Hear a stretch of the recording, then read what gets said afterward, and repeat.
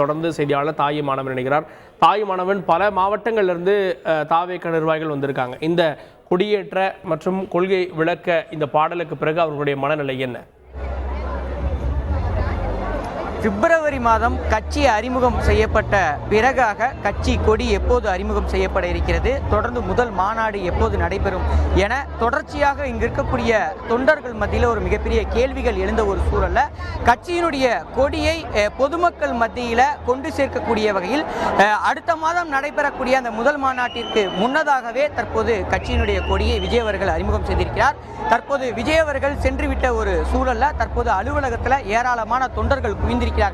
தொண்டர்களுடைய மனநிலை எவ்வாறாக இருக்கிறது என்பதை கேட்டு தெரிந்து கொள்வோம். 45 அடி கொண்ட கொடி கம்பத்தை திறந்து வைத்து கொடி கம்பத்தில் வாகை மலர் 2 போர் யானையுடன் கூடிய மஞ்சள் மற்றும் சிவப்பு நிறத்திலான கொடியை விஜய் அவர்கள் அறிமுகம் செய்திருக்கக்கூடிய நிலையில் இங்கு இருக்கக்கூடிய தொண்டர்கள் மற்றும் கட்சி நிர்வாகிகள் மிகப்பெரிய மகிழ்ச்சியில் இருக்கக்கூடிய காட்சிகளை தான் பார்க்க முடிகிறது. நம்மிடம் சில கேள்விகளை ஒருவருக்கான கேள்விகளை முன்வைக்கலாம். நீங்க சொல்லுங்க, எங்கேருந்து வந்திருக்கிறீங்க, செலிப்ரேட் பண்ணிட்டு இருக்கிறீங்க, இப்ப இந்த கொடியை எந்த அளவுக்கு பொதுமக்கள் மத்தியில கொண்டு சேர்க்க முடியும்ன்ற ஒரு எதிர்பார்ப்பு? நான் பார்த்தீங்கன்னா செங்கல்பட்டு மாவட்டம் திருப்பூர் தொகுதி மாம்பாக்கம் ஊராட்சி மன்ற தலைவர் NV வீராசாமி பேசுகிறேன். இப்போ பார்த்தீங்கன்னா தமிழ்நாட்டில் வந்து மக்கள் இல்லாமல் இந்த திராவிட கட்சிகளுக்கு மாற்றாக ஒரு புதிய கட்சி உருவாகணும்னு சொல்லிட்டு பார்த்துட்டு இருந்தாங்க. அந்த மக்களோட எண்ணங்களை வந்து தளபதியை வந்து நாளைய முதல்வர் வந்து இப்போ பூர்த்தி செய்கிற விதமாக இன்றைக்கி கொடி அறிமுகப்படுத்தி வச்சிருக்காரு. வெகு விரைவில் வந்து மாநாடும் நடத்த போகிறாங்க.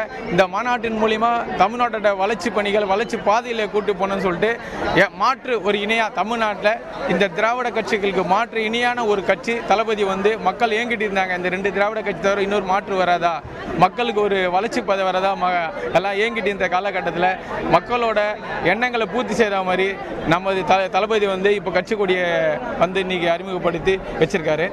கடந்த காலங்களில் பார்த்தீங்கன்னா விஜய் மக்கள் இயக்கத்தோட சார்பாக உள்ளாட்சி தேர்தல்களை போட்டியிட்டீங்க, பல இடங்களில் வெற்றியும் பெற்றிருந்தீங்க. இப்போ கட்சின்றது துவக்கப்பட்டு விட்டது. தற்போது கட்சியின் சார்பில் இப்போ கொடியும் அறிமுகப்படுத்திட்டாங்க. அடுத்து முதல் மாநாடும் நடைபெற இருக்கிறது. இது எந்த அளவுக்கு தேர்தலில் போட்டியிடுவதற்கு ஒரு உத்வேகத்தை கொடுக்கணும் எதிர்பார்க்கணும்? இப்போ பார்த்தீங்கன்னா இப்போ மற்ற கட்சிக்கு மாற்று பார்த்தீங்கன்னா இங்கே எல்லாமே தன்னிச்சையாக எல்லாமே சொந்த பணத்தை போட்டு எல்லாமே எல்லா மாவட்டத்தில் இங்கே வந்திருக்காங்க. யாருமே கட்சி கொடுத்த பணமோ கட்சி கொடுத்த நிதியோ கிடையாது. எங்களோட சுய விருப்பத்தில் நாங்கள் சொந்தமாக செலவு பண்ணி வந்திருக்கோம். இதே மற்ற திராவிட கட்சிகள்லாம் நீங்கள் பார்த்தீங்கன்னா ஒரு சாதாரண ஒரு தெருமுனை பிரச்சாரம் கூட்டினா கூட அவங்க 200 300 கொடுத்து கூட்டத்தை கூட்டுறாங்க. ஆனால் இதில் தளபதி கட்சியில் அப்படிலாம் கிடையாது. இன்னைக்கு எல்லாமே தண்ணி எழுச்சியாக வந்து எல்லா மாவட்டத்தில் வந்து எல்லாம். நீங்கள் சொல்லுங்க, கொடியை பார்த்தீங்களா? கொடியில் இருக்கக்கூடிய சாராம்சங்கள் என்னவா தெரிவிக்குது? அதே போல வந்து இந்த பாடல் எப்படி அமைஞ்சுது, அதை பற்றி சொல்லுங்க. நான் சொல்கிறேன். அதாவது முன்னோர்கள்லாம் சொல்கிறாங்க வெற்றி வாகை சூடிவான்னு சொல்லுவாங்க. வெற்றி வாகை போன்றது அந்த வெற்றியை குறிக்கிற தன்மை. அதனால் பார்த்தீங்கன்னா இப்போ அந்த வெற்றி வாகையை வந்து தலைவர் வந்து கட்சியில் நடுவில் சிம்பிளாக குறிச்சிருக்காரு. அந்த வாகைன்றது வந்து இந்தியாவில் எந்த கட்சியிலையும் அந்த வாகை பூ இல்லை. நம்ம எல்லாருமே சாதாரண முன்னோர்கள்லாம் பார்த்தா வெற்றி வாகை சூடியா நம்ம சொல்லுவோம். சாதாரண ஒரு எந்த இதுக்கு போனாலும் ஜெயிச்சுட்டு வா வெற்றி வாகை, அதுக்காக தான் அது குறிக்கிறது தான் நடுவில் வாகை பூ, வெற்றி வாகை. அதே போல நீங்க சொல்லுங்க, பாடல் பார்த்தீங்களா? எந்த மாதிரி இருந்தது? பாடல்ல என்னென்ன மாதிரியான விஷயங்கள்லாம் இடம்பெற்றிருந்தது? எந்த அளவுக்கு மகிழ்ச்சி இருந்தது? பாடல் வெளியிட்டது ரொம்ப மகிழ்ச்சியாக இருந்தது. எங்களுக்கு வந்து ரொம்ப அறிவுரை கூற மாதிரி ஒரு வரியும் பாட்டு வரி அமைஞ்சிருக்குது.